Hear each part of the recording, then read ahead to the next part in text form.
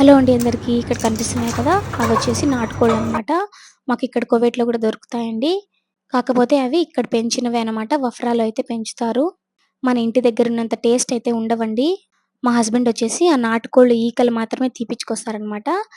ఇంటికొచ్చిన తర్వాతయితే నీట్‌గా వాష్ చేసుకొని, పసుపయితే మొత్తం అప్లై చేసి, ఇలా స్టవ్ మీదయితే కాల్చుకుంటామండి.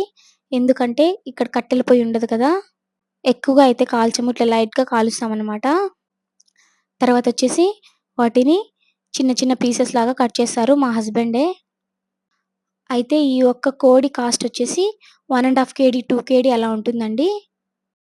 బ్రాయిలర్ చికెన్ కంటే నాటుకోళ్ళు కొంచెం మంచిది కదా! అందుకనేసి మేము తెచ్చుకుంటామండి. బ్రాయిలర్ చికెన్ అయితే షాప్ దగ్గర కట్ చేపిచ్చుకొస్తారండి. నాటుకోడి మాత్రం ఇంటికి తెచ్చుకొని మేమిలా క్లీన్ చేసుకొని కట్ చేసుకుంటామనమాట. అంతేనండి ఈ వీడియో. బాయ్.